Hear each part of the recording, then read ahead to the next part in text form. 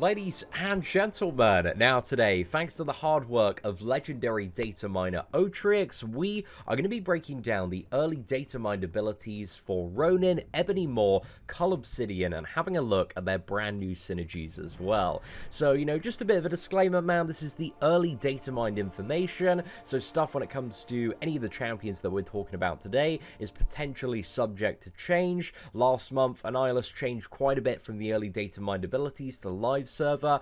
Human Torch was pretty much the same, but he also did end up on the live server with Iceman immunity as well. But these kind of give us a good idea of what to expect from the brand new champions. And I must admit, there's some very interesting stuff today, man. I'm a little bit excited by Ronin. I think Ronin seems probably the most simple of all three of these characters, but he seems like if he's got the right values, could be very, very effective in terms of like a balls to the walls bleed champion that also has kind of this X23 mechanic where if the opponent can't bleed, he's not completely useless because you can still gain cruelty charges, and it looks like the cruelty charges or cruelty passives have a lot of benefit kind of just outside of increasing the crit damage as well. There looks to be a fair few stuff that you can do with them.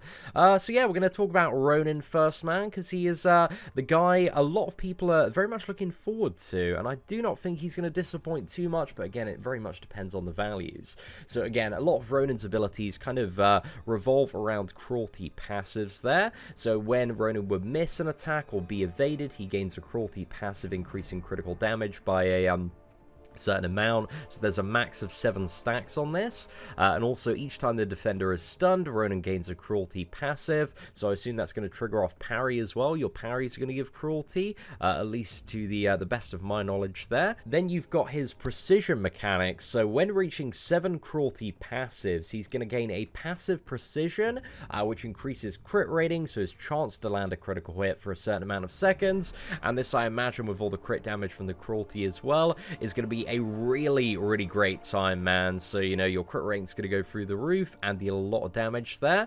So that should be good. Also on his base, intercepting attacks have a bonus critical rating associated with them. So, even more value out of the cruelty there if you can intercept the opponent. Also bleed. So this one's a little bit hard to tell exactly what attacks in terms of standard combo are going to be sword attacks. But attacks using the sword have a chance to inflict bleed, dealing direct damage over a certain amount of seconds, but critical strikes using the sword have a 100% chance to inflict bleed.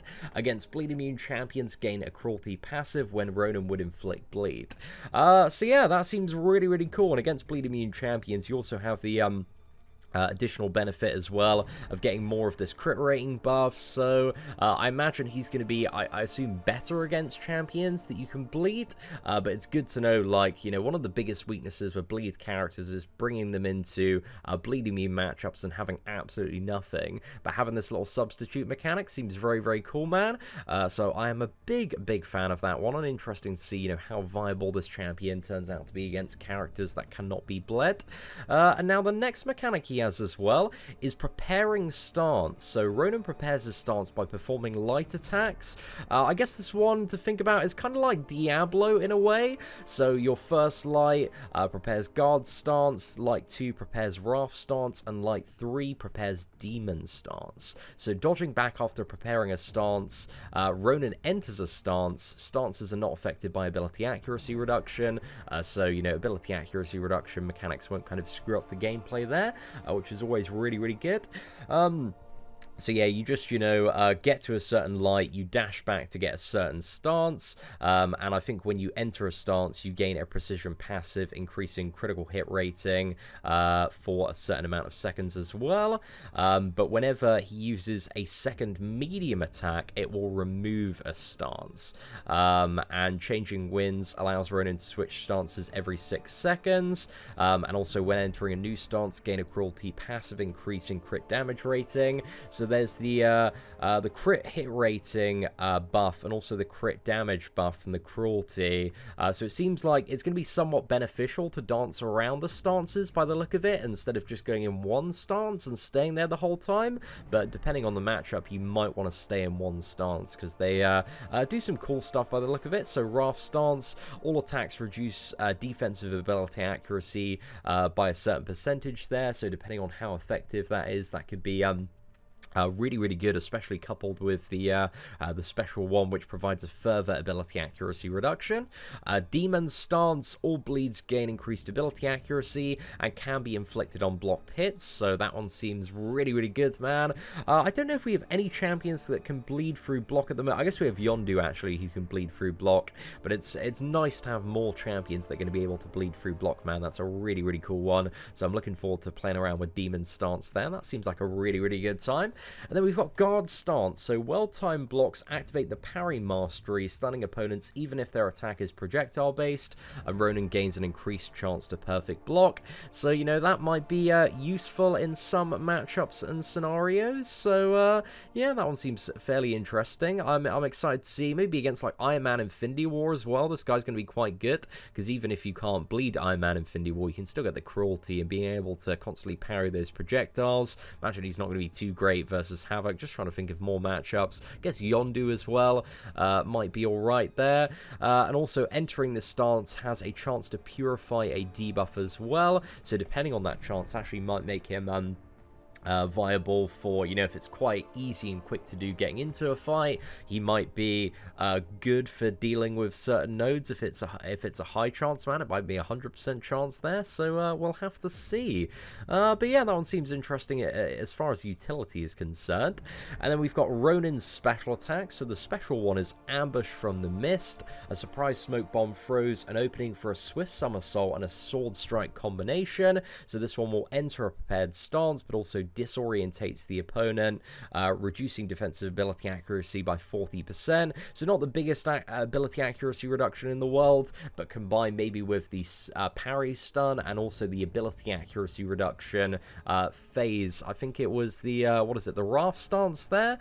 He could be very, very strong and viable for reducing ability accuracy, obviously depending on the duration of this as well. That's a big thing to take into consideration there, but also lowers block proficiency even more. So, you know, when you're pounding into the block in the bleed through block phase, that the demon stance there, you could be dealing a lot of damage, man. So there's some very interesting combo potential with Ronin on a special one.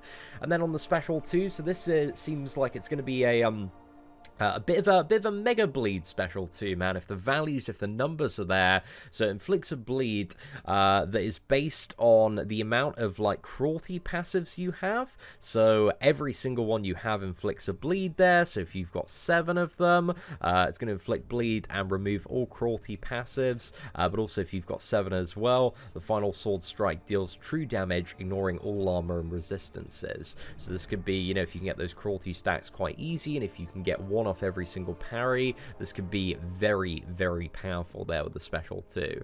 And there's also an interesting potential combo with the special 2 and the awakened ability, which we'll talk about in just a second as well. And then we got the special 3, Marksman's Revenge. So utilizing his sword and bow, Ronin splits an arrow on his blade for a special 2-for-1 assault. So on this one, you gain a Fury passive, increasing attack rating. Also, each active cruelty passive increases the attack rating by additional, you know, amount as well. Unfortunately, we don't know the values of any of this, but this could be really, really good for like certain burst phases, especially if it's a high Fury bonus there. So I'm interested to see like how long this Fury lasts and also how potent it is. But also with a special 3, you enter all stances for a certain amount of seconds, and Ronin cannot lose cruelty passives while all stances are active. So if this has something like a 20-25 second uptime, maybe that's a bit too ambitious in terms of the expectation there, but you could like get to a special 2, throw off like a mega special 2 there. I don't know, man, there's maybe a chance of it.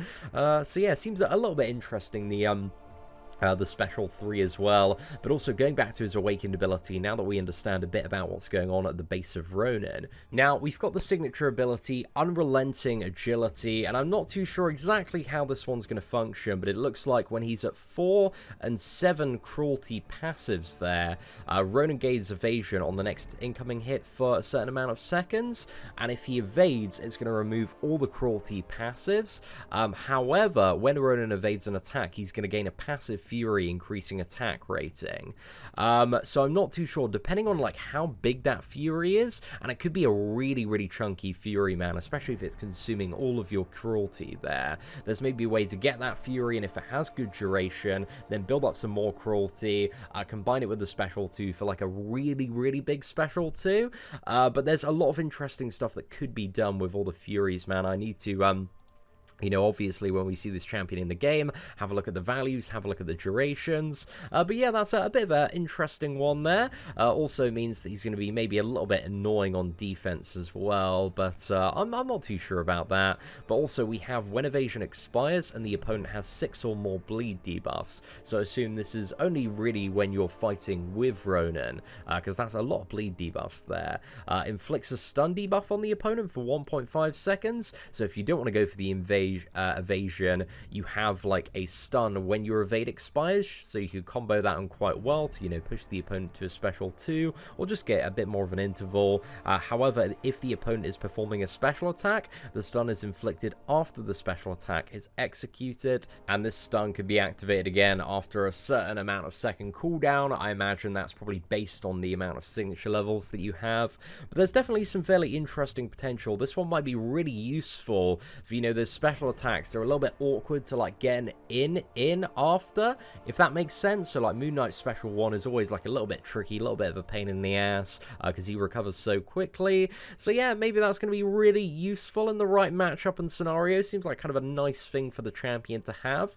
But overall, man, I think Ronin's got a lot of interesting potential, but also the synergies seem to add a little bit more onto him as well. So the one with Captain Marvel looks like the biggest one for Ronin, which is going to increase the duration of all bleed debuffs for each active Cruelty. So this one could be pretty huge, man. It definitely looks like the biggest one for Ronin, if it's a fairly sizable duration there.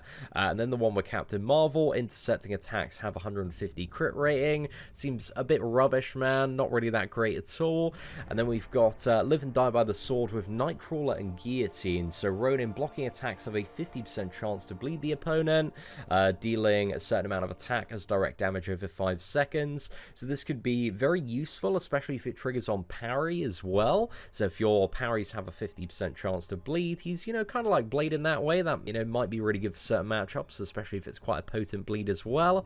Also in Nightcrawler, when switching combat modes, he gains plus 350 crit damage rating for 10 seconds. Seems alright, but you don't really want to be switching like back and forth constantly with Nightcrawler, so that just doesn't sound like too ideal then.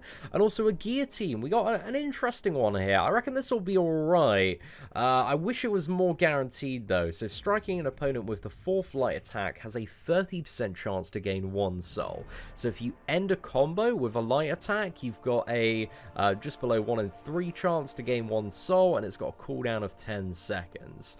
So yeah, I don't know. It's going to help you accrue more souls, but you are sacrificing a little bit of damage there, at least in the shorter term. So I don't know, man. It might be alright there, but I wish it was 100% chance to gain 1 soul, man. That would just be so much more reliable there. That would be a much better synergy. And to be honest, man, it would, you know, Guillotine definitely needs it, is the point that I'm trying to make there.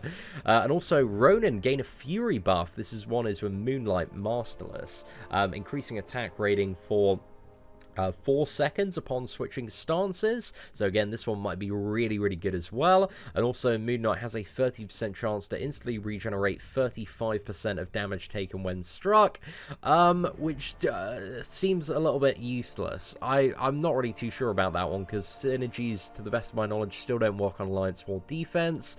And if you're playing Moon Knight and getting hit, then I don't know, man. Yeah, that one just doesn't seem like it's going to be too useful. And then finally, we've got Unlikely likely combination with Ronin and Ant-Man here. So Ronin gains plus 25% block proficiency in guard stance. So that might be really, really huge, especially if the booster but block proficiency is quite nice in guard stance already. And then Ant-Man has a 20% chance to inflict a fatigue debuff on the opponent when struck and increases the potency of poisons by a certain percentage. So again, if this one triggers off parry, that could be really, really good for Ant-Man, man, because you could just, like, you know, 1 in every 5 parries, you're going to have an additional fatigue, which you can convert to a poison, which is going to deal even more damage. So alongside the quantum synergy, that could jack up Ant-Man a little bit more, but it's not going to be a complete game changer for Ant-Man, but it looks like, you know, a nice thing to have for the champions. So that's all right there, but all the synergies, and just in terms of like what Ronin's getting, seem really, really good for the champion. But anyway, ladies and gentlemen, what do you think of Ronin? Are you excited for this champion? I think he's got quite a bit of potential in terms of his bleed damage output, in terms of some of the cool stuff that you might be able to do with his utility in various stances, and he does look, you know, just from reading it, man, very, very fun to play. So my hope for Ronin is that the cruelty passives are very, very tasty, the crit damage and crit rating is really, really nice as well, and that those bleeds are really, really stacked, and also the fury stack. But I think Ronin is definitely one of those champions that is make or break depending on the values that we see in the game associated with this lad. So yeah, ladies and gentlemen, thank you very much for watching today, the early leaked breakdown of Ronin's data mine abilities. If you did enjoy today's video, feel free to smash that like button, that'd be greatly appreciated. Once again, a massive thank you to Otriux for getting all this information together. Ladies and gentlemen, thank you very much for watching, take care, and I hope that you have an absolutely fantastic day.